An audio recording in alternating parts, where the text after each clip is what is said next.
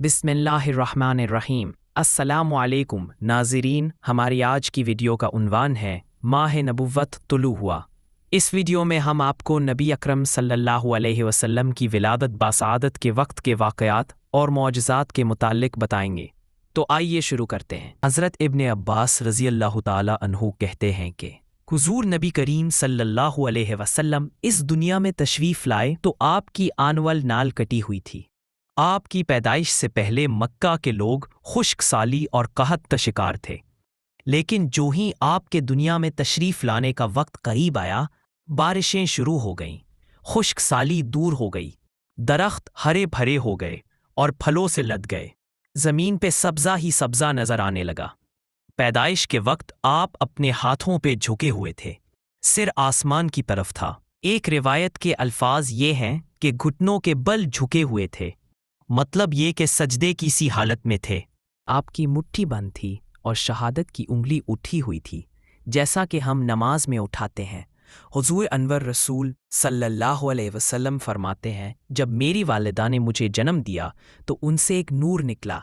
उस नूर से शाम के महल्लात जगमगा उठे। आप सल्लल्लाहु अलैहि वसल्लम की वालिदा सैयदा आमना फरमाती हैं, मोहम्मद की पैदाइश के वक्त ज़ाहिर होने वाले नूर की रोशनी में मुझे बसरा में चलने वाले ऊँटों की गर्दनें तक नजर आईं। अल्लामा सहली रहमतुल्लाह ने लिखा है, जब आप पैदा हुए तो आपने अल्लाह की तारीफ़ की। एक रवायत में ये अल्फाज आए हैं, अल्लाह ताला सबसे बड़ा है, अल्लाह की बेहद तारीफ़ है और मैं सुबह शाम अल्लाह की पाकी बयान करता हूँ। आप सल्लल्लाहु अलैहि वसल्लम पीर के दिन पैदा हुए। आप सुबह फजर तुलू होने के वक्त दुनिया में तशरीफ़ लाए। एक रवायत के मुताबिक 12 रबीउल अव्वल को पैदा हुए। एक रवायत 8 रबीउल अव्वल की है। एक रवायत में यह है कि 2 रबीउल अव्वल को पैदा हुए। इस सिलसिले में और भी बहुत ही रवायत है। ज़्यादातर का ख्याल है कि आप 8 रबीउल अव्वल को पैदा हुए। तकवीम के तरीके से जब तारीख निकाली गई तो 9 रबीउल अव्वल निकली। ये भी कहा जाता है कि आपको पीर के दिन ही नबूवत मिली। पीर के रोज़ ही आपने मदीना मुनव्वरा की तरफ हिजरत फरमाई और पीर के रोज़ ही आपकी वफ़ात हुई। हमारे नबी हज़रत मोहम्मद सल्लल्लाहु अलैहि वसल्लम आप आमुल फील में पैदा हुए, यानी हाथियों वाले साल में। आप हाथियों वाले वाक़े के चंद माह बाद पैदा हुए। आप जिस मकान में पैदा हुए वो सफ़ा पहाड़ी के करीब था। हज़रत काब अहबार रज़ी अल्लाह अन्हो रिवायत करते हैं कि मैंने तौरात में पढ़ा था कि रसूलुल्लाह सल्लल्लाहु अलैहि वसल्लम की पैदाइश मक्का में होगी। ये काब पहले यहूदी थे, इसलिए तौरात पढ़ा करते थे। दुनिया में आते ही हजूर अकरम सल्लल्लाहु अलैहि वसल्लम रोए। हज़रत अब्दुर्रहमान बिन औफ रज़ी अल्लाह अन्हो की वालिदा कहती हैं कि जब हज़रत आमिना के यहाँ विलादत हुई तो मैं वहाँ मौजूद थी। आप सल्लल्लाहु अलैहि वसल्लम मेरे हाथों में आए। ये गालिबन दाया थीं, उनका नाम शिफा था। फरमाती हैं, जब आप मेरे हाथों में आए तो रोए। आपके दादा अब्दुल मुत्तलिब को आपकी विलादत की इत्तला दी गई। वो उस वक्त खाना काबा का तवाफ कर रहे थे। इत्तला मिलने पर घर आए, बच्चे को गोद में लिया। उस वक्त आपकी वालिदा ने उनसे कहा, यह बच्चा अजीब है, सजदे की हालत में पैदा हुआ है। यानी पैदा होते ही उसने पहले सजदा किया, फिर सजदे से सर उठाकर उंगली आसमान की तरफ उठाई। अब्दुल मुत्तलिब ने आपको देखा, इसके बाद आपको काबा में ले आए, आपको गोद में लिए रहे और तवाफ करते रहे। फिर वापस लाकर हज़रत आमना को दिया। आपको अरब के दस्तूर के मुताबिक एक बर्तन से ढांपा गया, लेकिन वो बर्तन टूटकर आपके ऊपर से हट गया। इस वक्त आप अपना अंगूठा चूसते नजर आए। इस मौके पर शैतान बुरी तरह चीखा। तफसीर इब्न मुखल्लद में है कि शैतान सिर्फ 4 मरतबा चीखा। पहली बार उस वक्त जब अल्लाह ताला ने उसे मलून ठहराया, दूसरी बार उस वक्त जब उसे ज़मीन पर उतार दिया गया, तीसरी बार उस वक्त चीखा जब आन हज़रत सल्लल्लाहु अलैहि वसल्लम की पैदाइश हुई, और चौथी मर्तबा उस वक्त जब नबी करीम सल्लल्लाहु अलैहि वसल्लम पर सूरह फातिहा नाजिल हुई। इस मौके पर हज़रत हस्सान बिन साबित रज़ी अल्लाह अन्हु कहते हैं, मैं 8 साल का था। जो कुछ देखता और सुनता था उसको समझता था। एक सुबह मैंने यसब यानी मदीना मुनव्वरा में एक यहूदी को देखा। वो एक ऊंचे टीले पर चढ़कर चला रहा था। लोग इस यहूदी के गिर्द जमा हो गए और बोले, क्या बात है, क्यों चीख रहे हो? यहूदी ने जवाब दिया, अहमद का सितारा तुलू हो गया है और वो आज रात पैदा हो गए हैं। हज़रत हसान बिन साबित रज़ी अल्लाह अन्हो बाद में 60 साल की उम्र में मुसलमान हुए थे।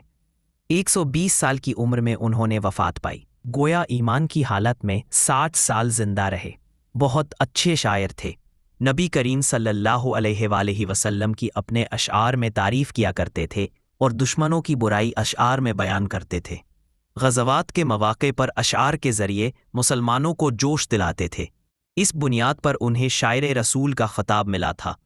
حضرت کعب احبار رضی اللہ عنہ فرماتے ہیں کہ میں نے تو رات میں پڑھا ہے کہ اللہ تعالیٰ نے حضرت موسیٰ علیہ السلام کو آنا حضرت صلی اللہ علیہ وآلہ وسلم کی ولادت کے وقت کی خبر دے دی تھی، اور حضرت موسیٰ علیہ السلام نے اپنی قوم بنی اسرائیل کو اس کی اطلاع دے دی تھی۔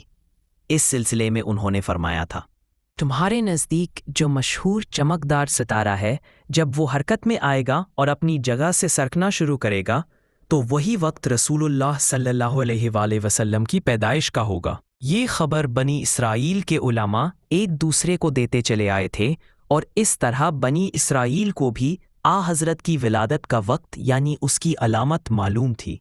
حضرت عائشہ رضی اللہ عنہا سے روایت ہے کہ ایک یہودی عالم مکہ میں رہتا تھا۔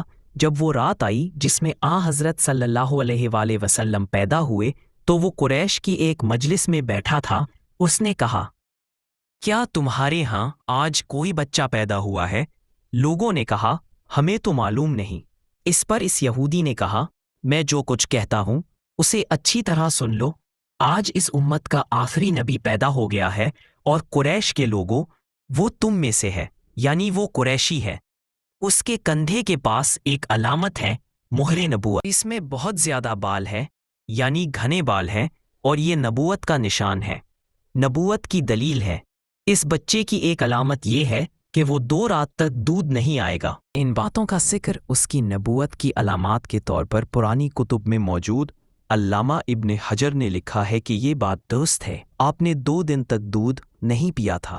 یہودی عالم نے جب یہ باتیں بتائیں تو لوگ وہاں سے اٹھ گئے۔ انہیں یہودی کی باتیں سن کر بہت حیرت ہوئی تھی۔ جب وہ لوگ اپنے گھروں میں پہنچے تو ان میں سے ہر ایک نے اس کی باتیں اپنے گھر کے افراد کو بتائیں۔ عورتوں کو چونکہ حضرت آمنہ کے ہاں بیٹا پیدا ہونے کی خبر ہو چکی تھی، اس لیے انہوں نے اپنے مردوں کو بتایا، آج رات تو پھر عبداللہ بن عبد المطلب کے ہاں بیٹا پیدا ہوا ہے۔ اب یہ بات یہودی عالم کو بتائی گئی۔ اس نے کہا، ذرا چل کر مجھے وہ بچہ دکھاؤ۔ لوگ اسے ساتھ لیے حضرت آمنہ کے گھر کے باہر آئے، ان سے بچہ دکھانے کی درخواست کی۔ آپ نے بچے کو کپڑے سے نکال کر انہیں دے دیا۔ لوگوں نے آپ کے کندھے پر سے کپڑا ہٹایا۔ یہودی کی نظر جو نہیں مہر نبوت پر پڑی، وہ فوراً بے ہوش ہو کر گر پڑا۔ اسے ہوش آیا تو لوگوں نے اس سے پوچھا، تمہیں کیا ہو گیا تھا؟